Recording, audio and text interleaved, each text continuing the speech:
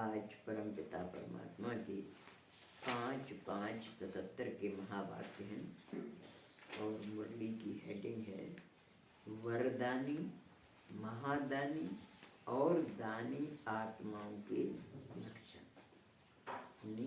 बाबा आज लक्षण बता रहे हैं कि वरदानी आत्माएं कौन सी कहलाएंगी और महादानी कौन सी कहलाएंगी और दानी आत्माएं कौन सी कहलाएंगी। वरदानी महादानी बच्चों को देख बाबा बोले, वरदाता बाप अपने वरदानी, महादानी और दानी बच्चों को देख रहे हैं, जिन्होंने स्वयं को सर्व खजानों से संपन्न किया है। वह हैं वरदानी बच्चे, जिनके अंदर सारे खजाने भरपूर हैं, वो कहलाएंगे वरदानी बच्चे। जिन्होंने सर्व खजानों से स्वयं को संपन्न नहीं किया है, लेकिन थोड़ा बहुत यथाशक्ति जमा किया है, वह हैं महादानी। यानी एक फुल फ्लेश्ड और एक थोड़ा बहुत जितना किया है वो है महादानी। जिन्होंने जमा नहीं किया लेकिन अभी अभी मिला और अभी अभी लिया और उसी समय ही जो कुछ लिया वह दिया, वह है दानी आत्माएं।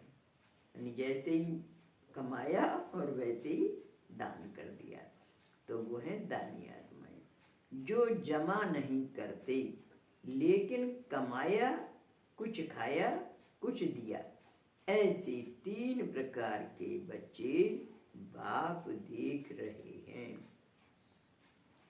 फिर बाबा डिटेल में बताते हैं वरदानी बच्चों के बारे में। स्वयं के जमा किए हुए खजानों को अर्थात स्वयं की शक्ति, स्वयं के गुणों द्वारा, स्वयं के ज्ञान खजाने द्वारा निर्बल आत्माओं को वरदान द्वारा हिम्मत, उल्लास की शक्ति और खुशी का खजाना अपने सहयोग की शक्ति से देकर उन कमजोर को शक्तिशाली बना देते हैं।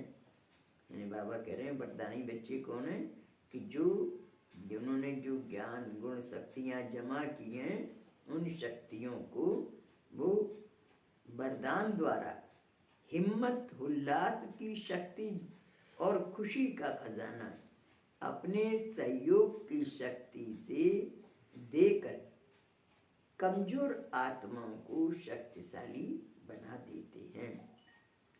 फिर महादानी के बारे में बता रहे हैं बाबा कि महादानी पुरुषार्थ कराने की युक्तियां या उल्लास उमंग में लाने की युक्तियां बताते हुए कमजोर आत्माओं द्वारा पुरुषार्थ कराने के निमित्त बनते हैं। यानी वो दे देते हैं और ये क्या करते हैं, पुरुषार्थ कराने के निमित्त बनते हैं, यानी उनको मोटिवेट करते हैं। तो कमजोर आत्माओं को पुरुषार्थ कराने के निमित्त बनते हैं, स्मृति दिलाते हुए समर्थि में लाने के निमित्त बनते हैं। यानी स्मृति दिलाते हैं उनके ओरिजिनल स्वरूप की कि आप कौन हैं, आप देवी देवताई कुल की आत्माएं हैं, तो उनके अंदर समर्थि आ जाती है, तो इसके निमित्त बनते हैं। उन अपने शक्तियों का सहयोग नहीं दे पाते, लेकिन रास्ता स्पष्ट दिखाने के निमित्त बनते हैं। यानी अपनी शक्तियां नहीं दे पाते उनको, लेकिन रास्ता बता देते हैं। हाँ, महादानी। तो महादानी उनको कहेंगे जो रास्ता स्पष्ट दिखाने के निमित्त बनते हैं। ऐसे करो, ऐसे चलो, यानी क्या बताते हैं, ऐसे करो, ऐसे चलो, इस तरह मार्गदर्शन कराने के निमित्त बनते हैं। अब दानी बच्चों के बारे में बाबा कह रहे हैं ये महादानी हुई। ये महादानी हुई जो रास्ता बताते हैं, मार्गदर्शन करते हैं। दानी बच्चे जो सुना, जो अच्छा लगा, जो अनुभव किया, वह वर्णन द्वारा आत्माओं को बाप तरफ आकर्षण करने के निमित्त बनते हैं। यानी दानी बच्चे किनको कहेंगे कि जो उन्हें सुना, वर्णन किया, वर्णन द्वारा आत्माओं को वे उस बात का वर्णन करेंगे और वर्णन द्वारा बाप तरफ आकर्षण करने के निमित्त बनते हैं। यानी बाबा से हमें ये अनुभव हुआ, वो जो भी प्राप्ति होती है उसका वर्णन करते हैं। तो वर्णन करने से दोनों के मन में, उन सुनने वालों के मन में आकर्षण पैदा होता है, आकर्षण करने के निमित्त बनते हैं।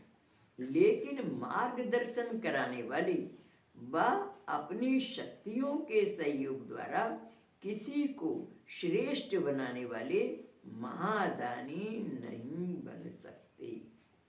यानी मार्गदर्शन नहीं करा पाते उनका, लेकिन आकर्षण में ले आते हैं।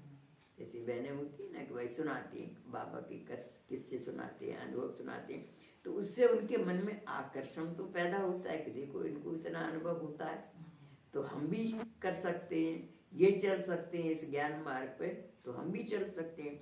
तो आकर्षण पैदा करते हैं। तो आप सहयोग द्वारा किसी को श्रेष्ठ बनाने वाले महादानी नहीं बन सकते। तो पहला नंबर है सहयोग देने वाले, दूसरा नंबर है मार्गदर्शन करने वाले और तीसरा मार्ग बताने वाले। अब तीनों की अपने से, अब तीनों में अपने आप को देखो कि मैं कौन, क्योंकि रियलाइजेशन यानी अनुभव करना है। यानी हर एक स्टूडेंट अपने आप को चेक करो कि मेरा नंबर किस में आता है, दानी में आता, महादानी में आता या वरदानी में आता। तो मैं कौन, क्योंकि रियलाइजेशन यानी अनुभव करना है जिसको सेल्फ को, सेल्फ माने स्वयं को अपने आप करना है, सेल्फ रियलाइजेशन यही कोर्स चल रहा है जिससे अब तक जो कमी रह गई है उससे स्वयं को लिबरेट कर सकेंगे। यानी सेल्फ रियलाइजेशन माने अपने आप खुद अनुभव करो आप, और खुद अनुभव करके आपको जो कमी लगती है, मेरे अंदर ये कमी है, उसको फुलफिल करो यानी परिपूर्ण करो। जैसे बाप लिबरेटर है वैसे बच्चे भी मास्टर लिबरेटर हैं। जैसे बाबा हम आत्माओं को माया के पंजे से, विकारों से मुक्ति दिलाते ना, ऐसे ही बाबा कह रहे हैं कि बच्चे भी यही काम करते हैं, जो बाप का काम वो बच्चों का काम। लेकिन पहले सेल्फ लिबरेटर बनेंगे तब औरों को भी लिबरेटर यानी पहले सेल्फ लिबरेटर माने अपने आप को, जो कमियां हैं उनसे अपने आप को मुक्त दिला पाएंगे, तब तो दूसरों को दिला पाएंगे। जब अपने को ही मुक्ति नहीं दिला पाए तो दूसरों को कैसे मार्गदर्शन करेंगे। तो बाबा कह रहे हैं कि तब लेकिन पहले सेल्फ लिबरेटर बनेंगे तब औरों को भी लिबरेट कर अपने स्वस्वरूप और स्वदेश को स्वमान में स्थित कर सकेंगे। स्वस्वरूप माने हमारी जो आत्मा का स्वरूप है उसमें, और हमारा जो घर है, देश है, परम धाम को स्वमान में स्थित कर सकेंगे। यानी अपने स्वरूप के और अपने घर की पहचान बता सकेंगे। आजकल के वातावरण में हर आत्मा किसी न किसी बात के बंधन वश है। यानी कोई भी आत्माएं हैं, सब किसी न किसी बंधन की में बनी हुई है। चारों ओर की आत्माएं कोई तन के दुख के वशीभूत, कोई संबंध के वशीभूत, कोई इच्छाओं के वशीभूत, कोई अपने संस्कार जो कि दुखदायी संस्कार हैं, दुखदायी स्वभाव हैं, उनके दुख के वशीभूत। कोई प्रभु प्राप्ति न मिलने के अशांति में भटकने की दुख वशीभूत, और कोई जीवन का लक्ष्य स्पष्ट न होने के कारण परेशान। कोई पशुओं की तरह खाया पिया जीवन बिताया, लेकिन फिर भी संतुष्टता नहीं। यानी बाबा विभिन्न प्रकार के बच्चों की आंतरिक जो पोजीशन है उसके बारे में बता रहे हैं कि कोई विकारों के वशीभूत है, कोई संस्कारों के वशीभूत है, कोई अपने स्वभाव के वशीभूत हैं, कोई भगवान को पाना चाहते हैं, नहीं पा रहे हैं तो भटक रहे हैं, इसका दुख है उन्हें। और कोई कैसे हैं? पशुओं की तरह खाई पिया जीवन बिताया, लेकिन फिर भी संतुष्टता नहीं। कोई साधना करते, त्याग करते, अध्ययन करते, फिर भी मंजिल को ना प्राप्त होते, पुकारने चिल्लाने के ही दुख के वशीभूत। ऐसी अनेक प्रकार के बंधनों वश, दुख अशांति के वश आत्माएं अपने को लिबरेट करना चाहते हैं। ऐसे अपने आत्मा के नाते भाइयों, यानी हम भी आत्मा तुम भी आत्मा, भाई भाई है ना, तो आत्मा के नाते भाइयों को दुखी देख रहम आता दिखाई देता है। यानी रहम आता दिखाई देता है, मन में आता ना इनका भी कल्याण हो जाए, ये भी इस बंधनों से मुक्त हो जाए। आत्माओं के दुखमय जीवन को कोई सहारा नहीं मिल रहा है, देखना आता है वह अपने में ही बिजी हो। बाबा कह रहे हैं कि अपने में ही बिजी हो, या ये देखना आता है कि ये आत्माएं किस प्रकार से दुखी हैं, उनके दुख का निवारण करने की कोई युक्ति सोचते हो? लौकिक रीति से जीवन में बचपन का समय, स्टडी पढ़ाई का समय अपने प्रति होता है। बाबा बच्चों को बता रहे हैं, मार्गदर्शन कर रहे हैं कि जैसे बचपन में क्या होता है, अपना पढ़ाई में दिमाग लगाते हैं, पढ़ाई में का समय अपने प्रति होता है। उसके बाद रचना के प्रति समय आता है, जब शादी हो जाती है, बच्चे हो जाते हैं तो उनके प्रति समय देते हैं, अर्थात दूसरों के प्रति जिम्मेवारी का समय होता है। अलौकिक जीवन में भी पहले स्वयं को परिपक्व करने का पुरुषार्थ किया। जैसे लौकिक जीवन में होता है ना, वैसे ही बाबा कह रहे हैं ज्ञान के जीवन में भी क्या होता है, पहले तो आते हैं तो एकदम थोड़ी टीचर बन जाते हैं, पहले तो अपने आप को सब प्रकार से संपन्न बनाते हैं। जब परिपक्व बन जाते हैं, जब विश्व कल्याणकारी बन विश्व की आत्माओं के प्रति व अपने निजी परिवार के प्रति, यानी अब फिर उनका पुरुषार्थ क्या होता है, पहले तो अपने परिपक्व बनाते हैं, अब क्या करना है, विश्व कल्याणकारी बन विश्व की आत्माओं के प्रति व अपने निजी परिवार के प्रति। विश्व की सर्व आत्माएं आपका परिवार है, क्योंकि बेहद के बाप के बच्चे। परमात्मा हम बच्चों को ब्रॉड माइंडेड बनाते हैं कि आपका परिवार केवल आपके जो परिवार के 4-6 लोग हैं वहीं तक सीमित नहीं है, विश्व की सभी आत्माएं आपका परिवार है। तो उनके प्रति भी आपके मन में सेवा की, सहयोग की भावना होनी चाहिए। तो बेहद के बाप के बच्चे हो तो बेहद के परिवार हो, यानी हमारा परिवार कहाँ पर है, ऑल ओवर वर्ल्ड है, सारे विश्व में हमारे परिवार के लोग हैं। तो बेहद के परिवार के हो तो अपने परिवार के प्रति रहम नहीं आता क्या? पूछ रहे हैं अपने परिवार के प्रति रहम नहीं आता क्या? तो अभी रहम दिल बनो, मास्टर रचता बनो, यानी सारे विश्व की आत्माओं का कल्याण करने की भावना आपके मन में हो। स्वयं कल्याणकारी नहीं, लेकिन साथ साथ विश्व कल्याणकारी बनो।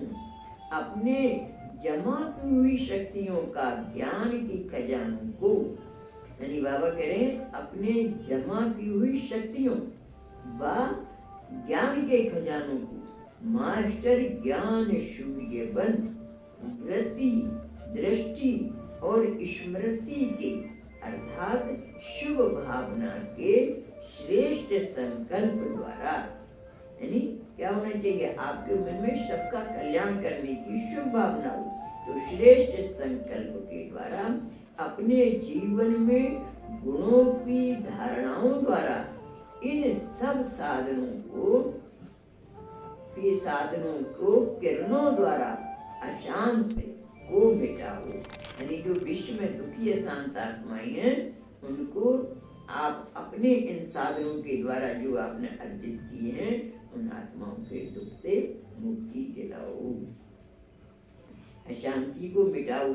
जैसे सूर्य एक स्थान पर होते हुए भी अपने किरणों द्वारा चारों ओर का अंधकार दूर करता है, ऐसे मास्टर ज्ञान सूर्य बन दुखी आत्माओं पर रहम करो। जैसे सूर्य के उदय होते ही क्या हो जाता है, अंधकार धरती से खत्म हो जाता है, इसलिए क्या कहते हैं, परमात्मा को शिव रात्रि कहते हैं। रात्रि माने अंधकार, परमात्मा आया तो उसने धरती से अंधकार दूर किया। तो वही काम हम बच्चों से करवा रहे हैं कि हम बच्चों को भी अपने ज्ञान का प्रकाश स्थूल सूर्य के समान सारे विश्व में फैलाना है। स्वयं और सेवा दोनों का बैलेंस यानी संतुलन रखो, यानी अपनी भी स्थिति अच्छी बना के रखो और सेवा दोनों का बैलेंस रखो। स्वयं को भी नहीं भूलो और विश्व सेवा को भी नहीं भूलो। क्यों, इसी लाइन है ना, जगत कल्याण भी करना जगत से उपराम भी है, यानी दोनों बातें लाइन है उसमें कि हमें जगत का कल्याण भी करना है, लेकिन जगत में उस कल्याण करते हुए इतना नहीं अपने को देना कि अपना ही मतलब स्थिति खराब कर ले।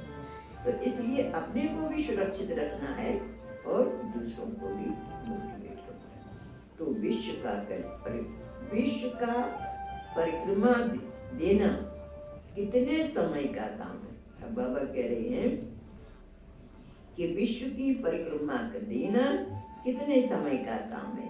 विश्व के मालिक के बालक हो तो मालिक बन विश्व परिक्रमा लगाओ। बाबा हम सब बच्चे किसके, परमात्मा के बच्चे हैं, तो विश्व के मालिक के बच्चे हैं।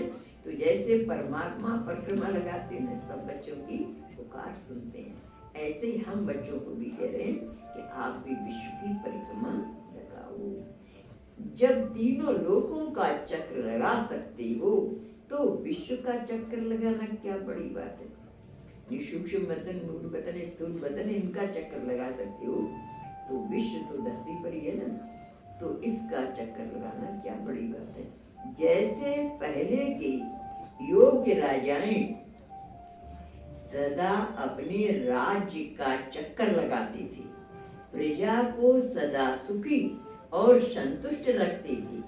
यह सब किससे सीखे, यानी ये राजाएं लोग मतलब क्या करते थे, वो वेश बदल करके जाते थे और प्रजा से मुलाकात करते थे, पूछते थे कि आपको कोई परेशानी हो तो, क्योंकि वैसे तो उनके पास मंत्री वगैरह भी रहते थे, लेकिन फिर भी स्वयं जानकारी लेने के लिए वेश बदल कर राजा लोग जाते थे। तो ऐसे ही बाबा कह रहे हैं कि जब राजा लोग ऐसे करते हैं तो आप नहीं कर सकते क्या। ये सब सीखे किससे, यानी हम बच्चों से ही सीखे हैं। तब रीति रस्म का फाउंडेशन यानी आधार संगम समय है, यानी सारे जो रीति रस्म बने हैं वो इस समय के कर्तव्य के आधार पर बने हैं और संगम निवासी ब्राह्मण है। इसलिए ही अब तक भी कोई रस्म करने के लिए ब्राह्मणों को ही बुलाया जाता है। यानी हम बच्चों का इतना टॉप मोस्ट का काम रहा है इस संगम के समय, जो कि अभी तक कलयुग के अंत तक में हर काम के लिए ब्राह्मणों को पूछा जाता है, तो ब्राह्मणों को ही बुलाया जाता है। तो आप लोगों के लोगों से राजाएं रसम सीखे हैं, आप सिखलाने वाली स्वयं तो अवश्य कर सकते हो। इसलिए मास्टर रचता बन विश्व की देख रेख करो। समझा क्या करना है? अभी बचपन के अलबेलेपन को छोड़ो, समय शक्तियों को सेवा में सफल करो। समझा?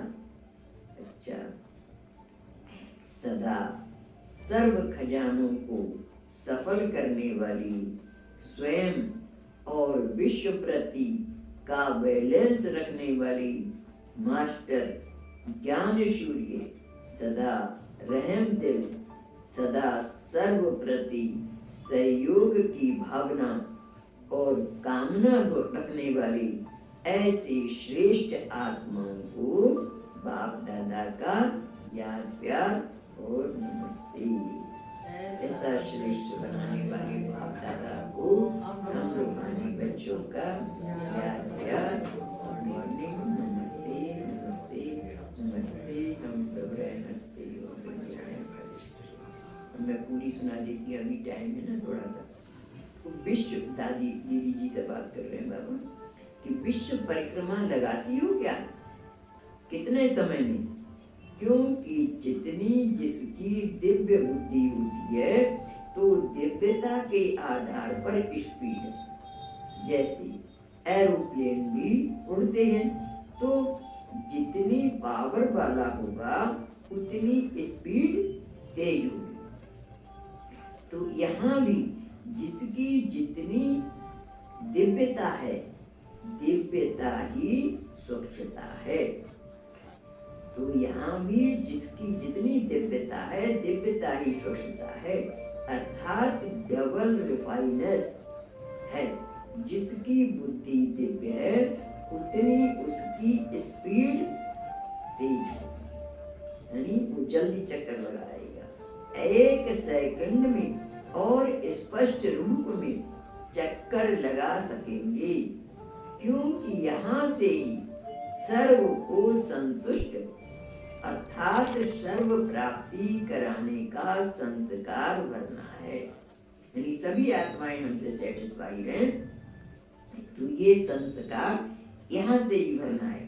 तब ही जब विश्व महाराजन बनेंगे तो राज्य में कोई अप्राप्त वस्तु नहीं, सदा संतुष्ट सर्व प्राप्ति स्वरूप होंगे। तो वह संस्कार कहाँ से भरेंगे? यहाँ से। इसी विश्व चक्कर की यादगार का समय भी बहुत महत्वपूर्ण है, गाया जा रहा है। नुमा शाम के समय को चक्र का समय गाया जाता है, तो यह यादगार कैसे बना? जब प्रैक्टिकल किया तब ही अभी तक भी चक्र लगाने का यादगार कायम। समय वर्तमान समय में ये चक्कर लगाने का काम किया है, तो बाबा कह रहे उसका यादगार अभी तक बना है। नुमा शाम अर्थात परिवर्तन का समय, परिवर्तन का ये युग है ना, तो परिवर्तन का युग का यादगार परिवर्तन के समय पर बनाया है। जितना जितना चक्रवर्ती बनकर चक्र लगाएंगे उतना चारों ओर का आवाज निकलेगा कि हम लोगों ने ज्योति देखी, चलते हुए फरिश्ते देखी। यह आवाज फैलता जाएगा और ज्योति को फरिश्तों को ढूंढने निकलेंगी कि कहाँ से वह ज्योति आई। बाबा कह रहे ढूंढते हुए आपके पास आएंगे कि कहाँ से यह ज्योति आई। और सुबह और शाम का समय ये परिवर्तन का होता है ना, क्योंकि शाम के बाद रात आ जाती है और सुबह मॉर्निंग के समय फिर दिन आ जाता है। तो ऐसे ही परमात्मा आकर के हम बच्चों के द्वारा युग परिवर्तन करवा रहे हैं। कलयुग खत्म होगा, सतयुग आएगा, तो इसका यादगार इस संगम समय पर करा रहे हैं। तो वहाँ पर भी भक्ति में भी सुबह शाम जो भक्ति में पूजा पाठ करते हैं, संध्या करते हैं, तो बाबा कह रहे हैं आपका ही यादगार है। तो हम लोगों ने ज्योति देखी, चलते हुए फरिश्ते देखे, यह आवाज फैलता जाएगा और ज्योति को फरिश्तों को ढूंढने निकलेंगे कि कहाँ से यह ज्योति आई है, कहाँ से ये फरिश्ते चक्र लगाने आते हैं। जैसे आदि में बाप साक्षात्कार अर्थ निमित्त बने, अब अंत में बाप सहित बच्चों को भी निमित्त बनना है। यानी शुरू में बाबा का ऐसे साक्षात्कार होता था, ब्रह्मा बाबा का साक्षात्कार होता था, तो वैसे ही बाबा कह रहे हैं कि अब अंत में बच्चों का भी साक्षात्कार होगा। जागते हुए जैसे देखेंगे, स्वप्न में जैसे अचानक कई दृश्य आ जाते हैं ना, तो ऐसे अनुभव करेंगे, तब ही साइंस वाले भी इस विचित्र लीला को जानने और देखने के लिए समीप आएंगे। ऐसी विचित्र नजारे भी थोड़े समय में ही देखेंगे और सुनेंगे। लेकिन परिक्रमा लगाओ तब तो देखी ना, ऐसे कैसे देखेंगे? बैठे बैठे ऐसे अनुभव करेंगे जैसे कि बहुत दूर से कोई रेज आई, किरणें आई और कुछ जगाकर चली गई। ऐसे भी बहुत अनुभव करेंगे। इसके लिए कहा कि अभी संपूर्ण मूर्त बन सेवा में समय और शक्तियां लगाओ। घर बैठे सब भागते हुए ढूंढते हुए आवेंगे। अच्छा, कमजोरियों को दूर करने का सहज साधन कौन सा है? जो भी कुछ संकल्प में आता है वह बाप को अर्पण कर दो। संकल्प भी हमारे नहीं, सोचने का काम भी बाबा करेगा। तो जो कुछ भी संकल्प में आता है वह बाप को अर्पण कर दो। जो भी आवे वह बाप को सामने रखते हुए जिम्मेवारी बाप को दे दो, तो स्वयं स्वतंत्र हो जाएंगे। सिर्फ एक दृढ़ संकल्प रखो कि मैं बाप का और बाप मेरा। जब मेरा बाप है तो मेरे के ऊपर अधिकार होता है ना। अधिकारी स्वरूप में स्थित होंगी तो अधीनता ऑटोमेटिकली निकल जाएगी। हर सेकंड ये चेक करो कि अधिकारी स्टेज पर हूँ, विश्व के मालिक का मैं बालक हूँ, यह पक्का है? तो बालक सो मालिक, यानी अपने आप से पूछो, विश्व के मालिक का मैं बालक हूँ, यह पक्का है क्या? अगर ये पक्का है तो बालक सो मालिक हो जाए। आप बाप समान सर्व शक्तियों का अधिकारी मास्टर सर्वशक्तिवान हूँ। इस स्मृति को बार बार रिवाइज और रियलाइज करो। बाप समान सर्व शक्तियों का अधिकारी, यानी मेरे अंदर भी वही सारी शक्तियां हैं जो परमात्मा के अंदर है। तो बाप समान सर्व शक्तियों का अधिकारी मास्टर सर्वशक्तिवान, इस स्मृति को बार बार रिवाइज करो, बार बार अपनी स्मृति में लाओ और रियलाइज करो, मैंने महसूस भी करो कि भगवान के अंदर जो शक्तियां हैं वही मेरे अंदर शक्तियां हैं। तो रियलाइज करो, फिर सदा मास्टर सर्वशक्तिवान अनुभव करेंगे। तीव्र पुरुषार्थी कभी भी किसी कारण से थकेंगे नहीं। कारण को निवारण का रूप देते हुए आगे चलते जाएंगे। बहुत लकी हो जो ब्राह्मण परिवार में ब्राह्मण बनने की लॉटरी मिली है। और वो कह रहे हैं बहुत सौभाग्यशाली हो, तो क्योंकि ब्राह्मण परिवार में ब्राह्मण बनने की लॉटरी मिली है।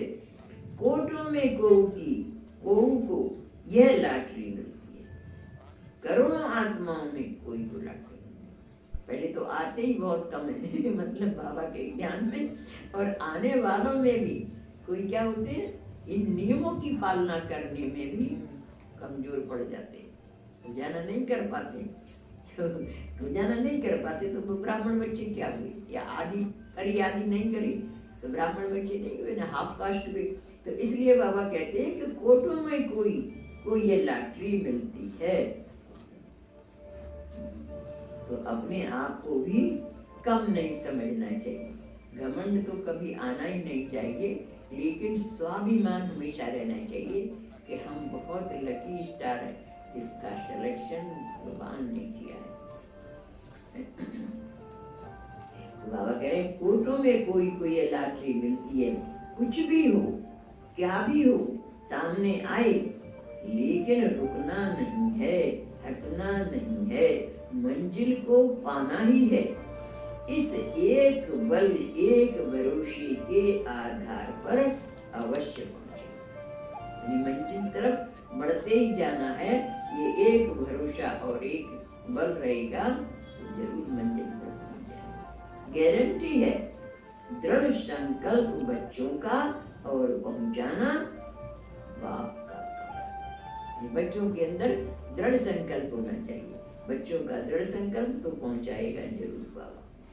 सदा स्वयं को बाप के साथ रहने वाले हैं, ऐसे साथीपन का अनुभव करते हो क्या? नहीं सोचो हम और बाबा साथ साथ हैं, कंबाइंड रूप समझो, मैं अकेली नहीं हूँ, बाबा मेरे साथ है। जब स्वयं सर्वशक्तिमान साथी बन गया तो उसका परिणाम क्या दिखाई देगा?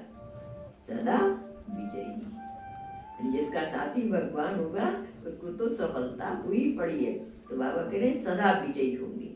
भक्ति में भी कोई विघ्न आता है तो क्या कहती हैं, एक सेकंड का साथ दे तो विघ्न मुक्त हो जाएं, लेकिन अभी ज्ञान से बाप का सदा साथ, तो जो बाप के सदा साथी हैं वह सदा निर्विघ्न, यानी जिसका साथी हो भगवान उसको क्या रोके आंधी और तूफान, तो वो हमेशा निर्विघ्न, कभी भी कोई विघ्नों के वश नहीं हो सकती। इसलिए सदैव ये चेक करो कि सदा साथ है, यानी कभी भी अकेले नहीं हो, हमेशा कंपेनियन को साथ रखो। सदा साथ है, जो सदा साथ होगा वह सदा निर्विघ्न होगा, और जो निर्विघ्न होगा वो सदा खुश रहेगा। विघ्न खुशी को गायब करते हैं। अगर मास्टर सर्वशक्तिवान भी विघ्नों से परेशान हो तो दूसरे बेचारे क्या करेंगे? दूसरे बेचारे क्या होंगे? तो मास्टर सर्वशक्तिवान कभी भी परेशान नहीं हो सकते। किसी के संस्कार स्वभाव को न देख, अपने अनादि संस्कार स्वभाव को देख। वो क्या कह रहा है, वो क्या कर रहा है, इसकी तरफ नहीं जाओ। किसी के भी संस्कार स्वभाव को न देख, अपने अनादि संस्कार, यानी जो हमारी आत्मा के संस्कार हैं। मैं आत्मा शांत स्वरूप, प्रेम स्वरूप हूँ, आनंद स्वरूप हूँ, शक्ति स्वरूप हूँ, ज्ञान स्वरूप हूँ। ये सातों गुण हमारे में हर समय इमर्ज रहे, दिखाई दे। तो अपने अनादि संस्कार स्वभाव को देखो, बाप के स्वभाव संस्कार को देखो। सुनते हुए भी ना सुनने की आदत होगी तो हिलेंगे। यानी दुनिया वाले क्या कहते हैं, अगर आपने सुन करके अनसुना कहते दो, हमें तो अपनी राह पे चलना है ना। हाथी चलते हैं, कुत्ते भौंकते हैं, तो हाथी रुक जाता है क्या उनके भौंकने से? तो ऐसे ही सुनते हुए भी ना सुनने की आदत डालो तो हिलेंगे नहीं, पास हो जाएगा। अगर उनकी बातों को अपने अंदर उतार लिया तो फिर स्थिति डगमग होती है। इसलिए दो कान दिए, एक कान सुना, दूसरे ने से निकाल दिया। सबसे सहज बात कौन सी है जिसको समझने से सदा के लिए सहज मार्ग अनुभव होगा। वह सहजवाद है। सहज बात है, सदा अपनी जिम्मेवारी बाप को दे दो। मैं अपने आप को बाप के हवाले कर दो। सदा अपनी जिम्मेवारी बाप को दे दो। जिम्मेवारी देना सहज है ना। स्वयं को हल्का करो तो कभी भी मार्ग मुश्किल नहीं लगेगा। मुश्किल तब लगता है जब थकना होता या उलझते। जब सब जिम्मेवारी बाप को दे दी तो फरिश्ते हो गए। फरिश्ते कब थकते हैं क्या? लेकिन यह सहज बात नहीं कर पाते, तब मुश्किल हो जाता। यानी बाबा को जिम्मेवारी नहीं दे पाते तब मुश्किल हो जाता। गलती से छोटी छोटी जिम्मेवारियों का बोझ अपने ऊपर ले लेते, इसलिए मुश्किल हो जाता। भक्ति में कहते थे सब कर दो राम हवाले। अब जब करने का समय आया तब अपने हवाले क्यों करते? यानी भगवान के हवाले कर दो। तो मेरा स्वभाव, मेरा संस्कार, ये मेरा कहाँ से आया? अगर मेरा खत्म तो नष्टो मोहा हो गई। जब मोह नष्ट हो गया तो सदा स्मृति स्वरूप हो जाएंगे। इसलिए इस पेपर को बाबा ने पहले डिक्लेयर कर दिया, नष्टो मोहा स्मृति। मोह का परित्याग करो और स्मृति में लाओ आप कौन। शिव शक्तियां बनवाया को ललकार कर। पेपर तो जरूर आएंगे, लेकिन उन पेपरों को कैसे जीतना है ये आपके हाथ में है। तो अगर मेरा खत्म तो नष्टो मोहा हो गई। जब मोह नष्ट हो गया तो सदा स्मृति स्वरूप हो जाएंगे। सब कुछ बाप के हवाले करने से सदा खुश और हल्के रहेंगे। देने में फराख दिल बनो। अगर पुरानी कीचड़ पट्टी रख लेंगे तो बीमारी हो जाएगी। निश्चय बुद्धि की निशानी है सदा निश्चिंत।